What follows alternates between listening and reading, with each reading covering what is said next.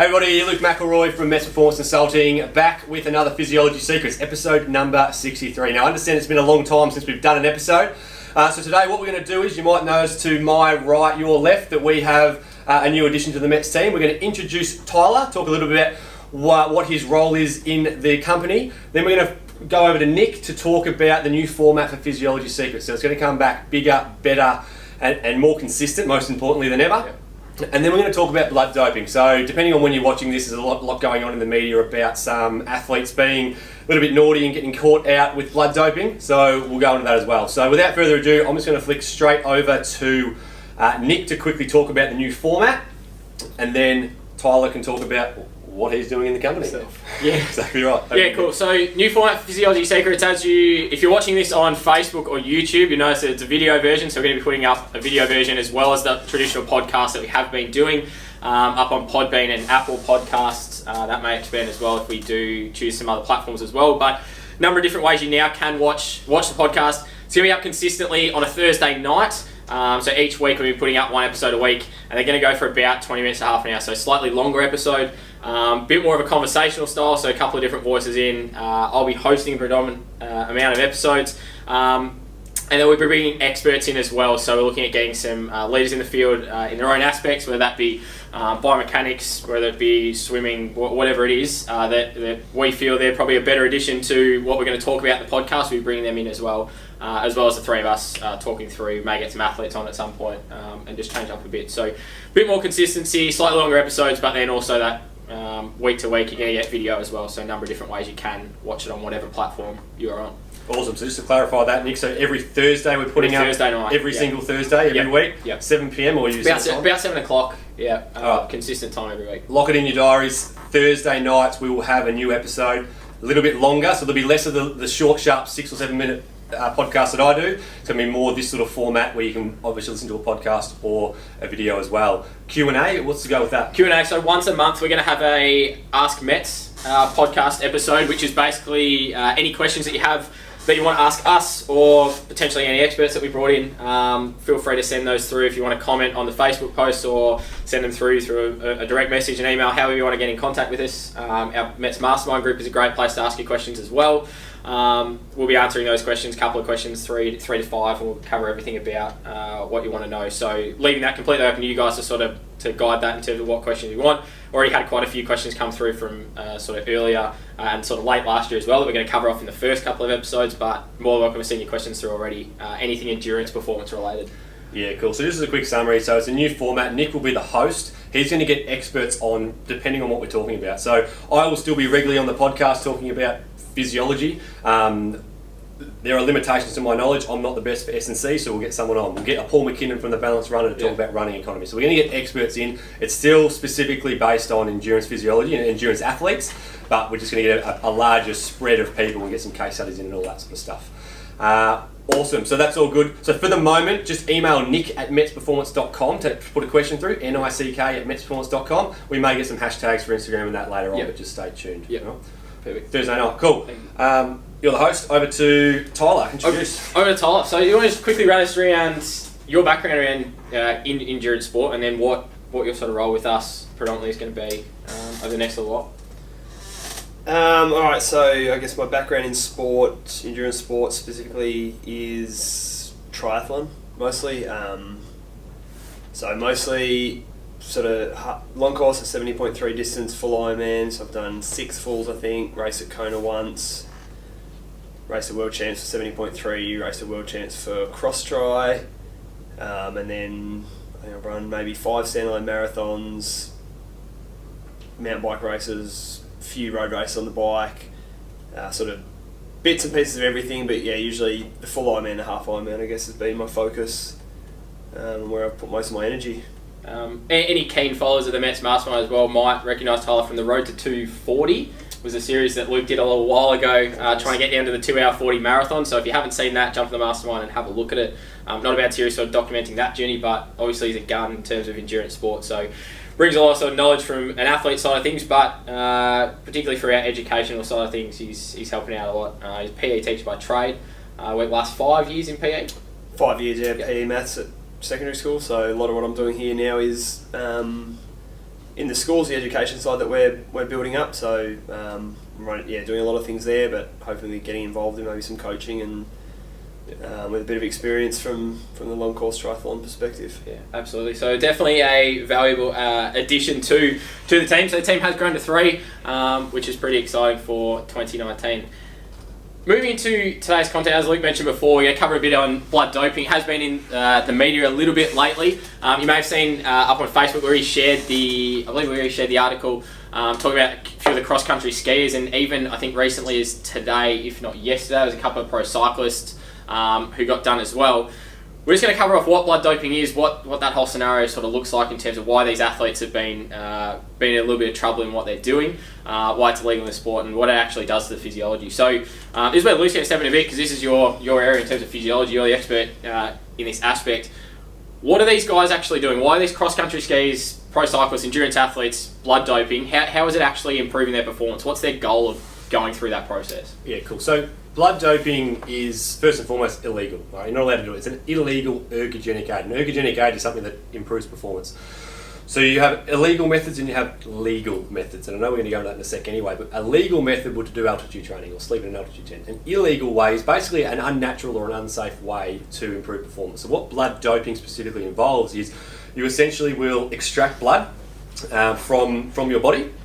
You'll then put it through a centrifuge. So what it does is blood's made up of plasma, red blood cells, white blood cells, and platelets. The red blood cells is where the oxygen gets carried. We like red blood cells. White blood cells fight infection. We get rid of that. We don't want that for this purpose. Platelets, they help you clot blood. We don't need that. Plasma is just fluid. It's really important in the blood, but for this circumstance, we don't want it. So they get rid of all that stuff. Just leave the oxygen-rich red blood cells. They then allow their body to recover for a number of weeks, so their body is naturally going to recover. You go give blood, it's not like you run out of blood. Your body will then create new red blood cells to get you back to homeostasis, back to a resting level. So your body recovers, and then once it's fully recovered, they then inject the very red blood cell rich blood back into their veins, back into their system, and they've then therefore boosted the proportion of red blood cells in their blood. Okay, so further to that, hematocrit is a term which is to do with what percentage of your blood is essentially the good stuff, the red blood cells, versus what is plasma, which is just fluid. Okay, the normal range for an individual is somewhere around 45% will be the red blood cells, white blood cells, platelets. 55% will be plasma. Okay, so most of your blood is actually plasma or fluid or water, so it can actually circulate. What we can do is naturally, depending on a bit of genetics, naturally we can get those red blood cells up to about 52%, which means our plasma is down to about 48%. So we can actually get quite a bit of red blood cells in the blood naturally. Now, the normal range for a male is between 40 and 52%. For females, it's 38 to 48, 50%. Okay. So we can naturally boost ourselves maybe to 50, 52% red blood cells through natural methods such as altitude training, etc. But the body has a limit. It doesn't want to become too much on the red blood cell side, because if we get that to 55, 60, 65%, you're getting less and less fluid, your blood gets really thick, it's hard to circulate, and you are at a massive risk of heart attack, stroke, etc., because you physically can't circulate that blood. So what these guys are doing, they're going above their body's natural capability. So they might be able to get 52%, but they're actually going to 55, 56, 57%. Therefore, we have less plasma, more thick red blood cells, which is really good from an oxygen carrying perspective. But one, it's not natural. You shouldn't naturally get above that.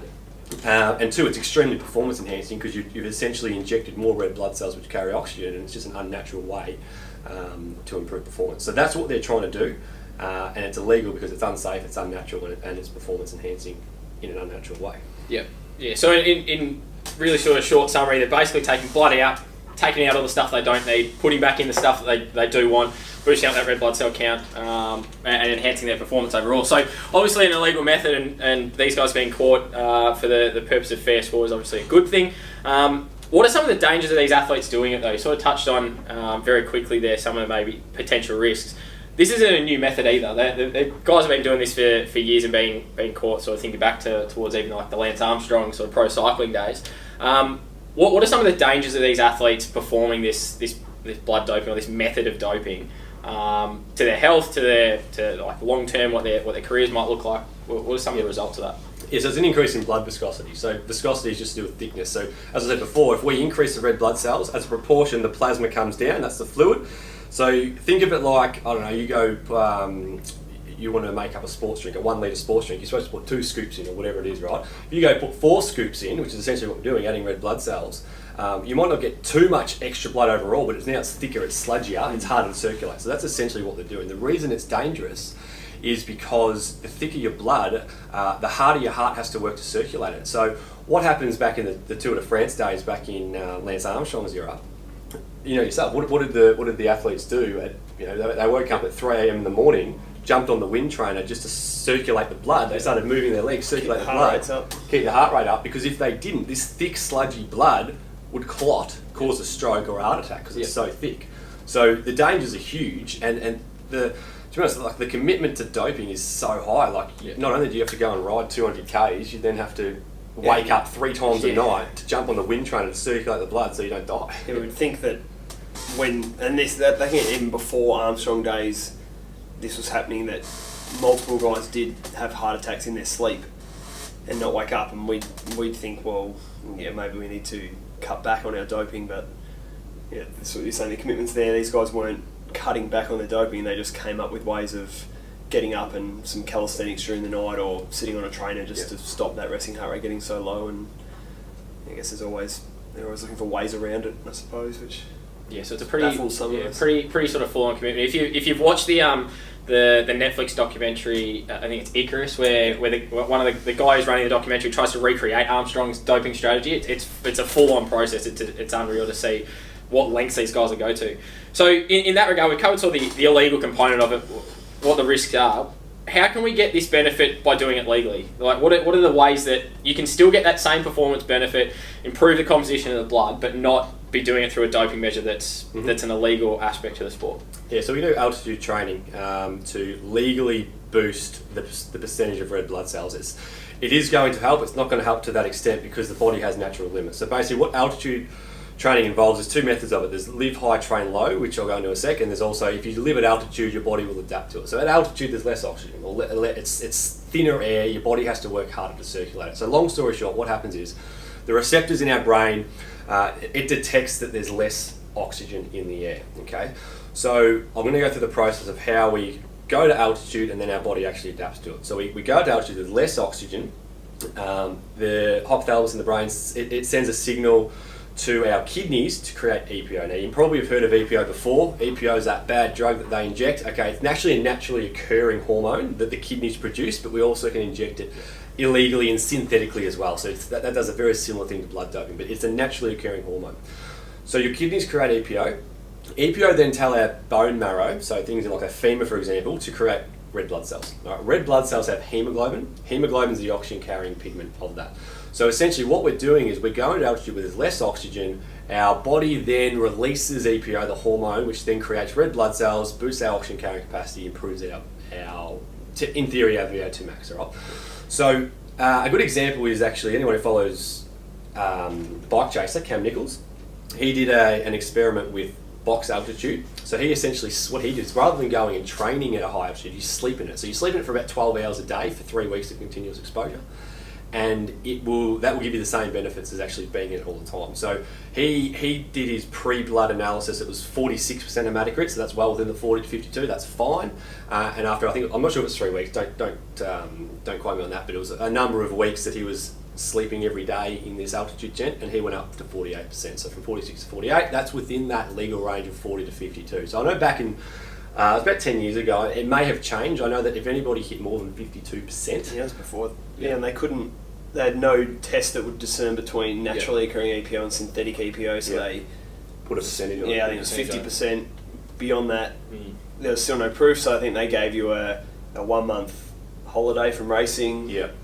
But then the problem with that was they basically said, we can't catch you, so we're going to allow you to dope yourselves up to 50%, and you'll be okay. And I think that changed a little bit, because if some guys were naturally performing well at 42%, they got a bigger scope than a guy's naturally performing at 48%. He's not going to get as much benefit from that doping. Yeah, I've heard 52, 50 wouldn't surprise me as well, but they put a limit on it, like, all right, this is what we reckon is naturally occurring, and above that is generally an automatic suspension, whether it's a month or longer. for doping. That reminds me, let's go back to biological passport in the next one because that's related to that. So finishing off altitude training. So the best method is to live high, train low. So you want to sleep in an altitude tent, which simulates the effects of altitude. And you've got to be in there for 12 hours. It's a long time, 12 hours a day for 3 weeks. So you literally have dinner and sleep in there.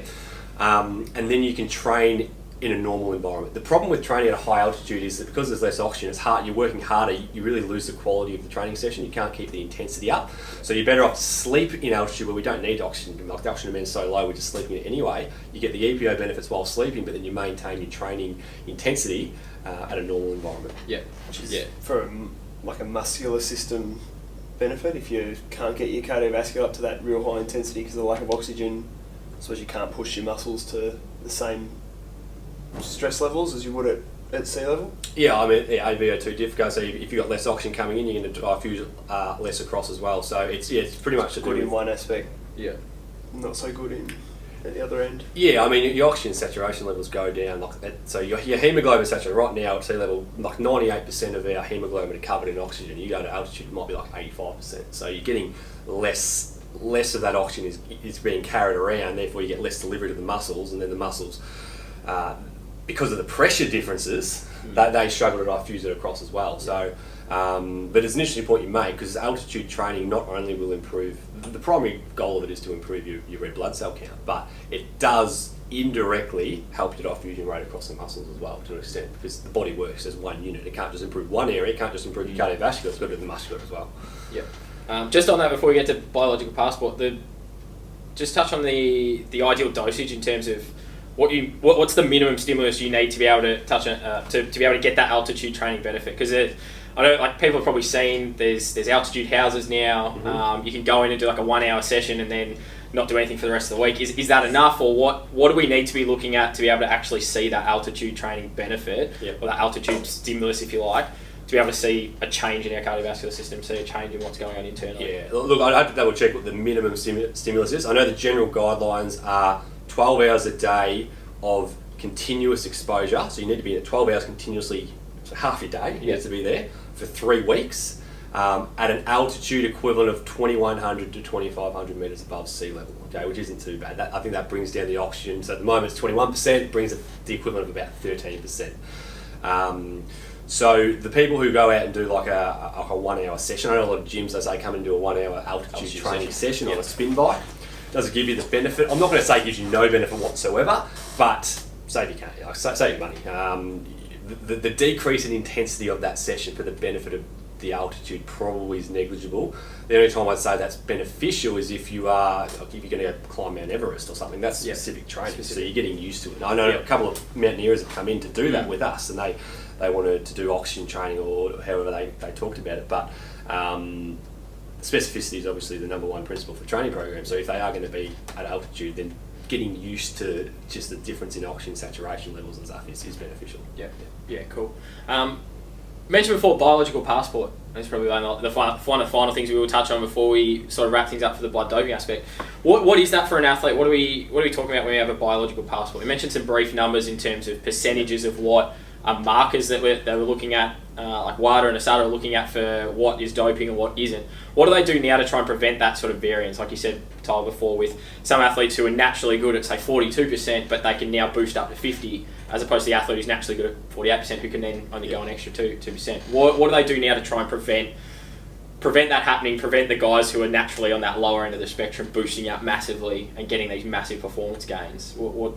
What's the system in place? Yeah, so, I mean, essentially, and I might actually handball it back to either of you because I know a bit about it, but it's not exactly my area. So, biological passport is it's a baseline. So, you might get asked to take, the WADA might come around and take a blood sample, etc., and they'll get a baseline of where your levels are at. Now, there's obviously going to be a natural variation up or down depending on your training and if you've been at altitude, so on and so forth. But they have a limitation. I'm not sure exactly what that number is, but it would say if you're at 42% red blood cells, for example, hematocrit, and then that all of a sudden raised to like 51%, that's a pretty big discrepancy. That would be a fairly safe assumption that there's something artificial going on there. So there's a range that happens, and they might get tested, who knows, the pros might get tested monthly, and some people might get tested every 3 years or whatever, but it accounts for some natural variation, but you can't really cheat the system. You can, let me go ahead, but you can't really cheat the system because if you're not doping and they take your biological passport and then you start to dope, you're in a bit of trouble. But what you can do is, let's say they take it while you're doping and that's your baseline, well, you just got to keep doping. Yeah. And you can keep it within natural variation. So I think the EPO tests, we were saying before, there was no way to discern between natural and artificial, but I think they're beyond that now. They can tell the difference and they can test for artificial EPO. So yeah, Luke's spoken about blood doping. I guess that the tough thing with blood doping is there's no foreign bodies being introduced, so there's nothing to look for except for that number of what is the percentage of red blood cells. So yeah, that just, I think anyone that's on an elite pathway, might be with a national body or an Olympic pathway, they're going to be sort of on the radar of a WADA and a SADA, whatever the national body is, and so they're going to have a long record of blood values that, you know, you can't, there's no foreign body, there's just those red blood cells, but if there's a dramatic change that's unexplainable from training, well, that's, you know, they're your red flags, and that's the idea of this. We're not looking for foreign bodies, but we're looking for abnormal changes, you know, performance spikes, I suppose. And it's an interesting point you mentioned as well. I know there was a couple of guys who got tested at Masters Cycling Nationals last year, so it's not just necessarily your elite athletes. We are talking in this case the guys that we use at the start, the cross-country skiers, etc., are racing at world class sort of level. They will test down sub-elite and in some cases the top end age groups as well for some of this. So it's important to remember that all these doping techniques that we are talking about are illegal methods of performance, and we're not, by no means we're not recommending any of them at all. Do it in a clean way. Go do altitude train. Do what you need to do naturally. But yeah, some of these someone at maybe a sub-elite or an amateur level may or may not have that biological passport, so it might be harder to pick up. But they definitely do still test down lower in the ranks, particularly if you are seen as putting out some abnormal performances. I think it's happening more and more. I think there was a cycling club in Melbourne area a few years ago that had quite a large number of people test positive for a substance, and I remember at Melbourne Ironman a few years ago they were testing podium in all age groups, getting tested across the line. And I did hear about couldn't tell you the age group, but a guy that won Kona for his age group then got tested out of competition a month or so later and had that stripped. So yeah, these are illegal, and it is starting to flow down, and testing is starting to take place a bit more often at that sub-elite level. Yeah, absolutely. How big do you think it is, the problem with doping? Do you think it's really widespread, or is it? It's an interesting one. It's something that you sort of, particularly in something like cycling, we sort of know, after all this sort of Lance Armstrong story finally eventuated, we know that it's been happening for decades on end, all the way throughout different sports as well. We saw pretty much the entire Russian athletics team was all banned from the previous Olympics because of it. There was only a handful of athletes who got to compete. So in terms of like knowing what the spread is across amateur racing, it's pretty difficult, isn't it, without knowing who's doing what. And everything's sort of even more secretive. I guess it's probably harder at the elite level, but as we've seen, there's still obviously guys willing to do it. It's more of a case of what does that individual athlete think there's at stake. Obviously, things like age group world championships, people are taking it quite seriously. We know there's a lot of age group racers who are quite sort of professional about the way they go out their training, their racing. So how widespread the problem is, from my opinion, who knows? But I think it's still definitely something we need to consider and look at. I think it's something you're going to be constantly combating. People are going to find new ways. I mean, new tests come in for EPO, so what do people do? They start working back on the blood doping side of things. For me, I think I've not been exposed, but I'd imagine blood doping is going to require a certain level of medical knowledge and a certain level of equipment. So is that occurring at amateur levels? I wouldn't say no, but it's not a simple procedure, and there are inherent risks involved in it. Epo injections, on the other hand, it is something that is used regularly in hospitals, people on dialysis and things like that.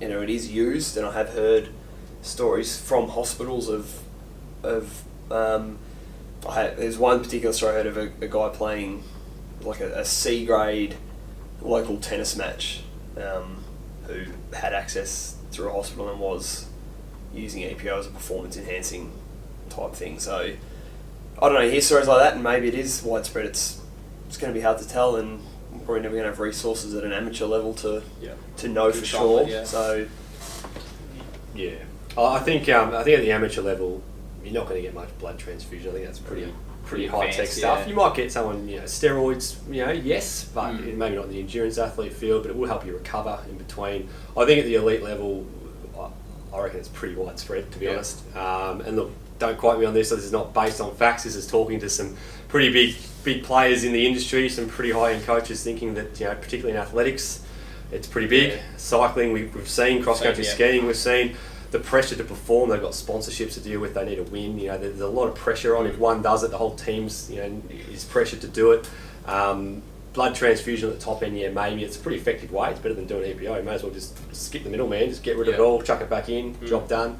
and it's instant. It's instant. EPO takes time to stimulate and wait for those blood cells to. Yeah, just skip the middleman. Don't worry about the hormone. Just artificially put it back in. I reckon. I reckon at the elite level, it's a big concern. I'm not too concerned about the amateur level at the moment. I think there'd be a very small minority doing it, but I think the elite level is, again, I hope not, but I think it's a big problem. Yeah, it's one of those things you talk about all day. How widespread is it? But I think we'll wrap it up there for today. We've pretty much covered everything there is to blood doping. Again, welcoming Tyler to the team, and the new format of Physiology Secrets. So this is episode 63, and we'll get this up for the first one, and then like we said before, Thursday nights about 7 o'clock we'll get that episode up every week, and then that once a month we'll get that the Ask Mets, if you like, podcast episode where you can ask you questions. So hopefully you enjoyed this one. Look forward to doing a handful of more episodes and getting some guests on the podcast soon. It'll be up on all the sites, so we'll link everything below and leave a little description as well. So thanks for tuning in, guys, and we'll see you in the next episode.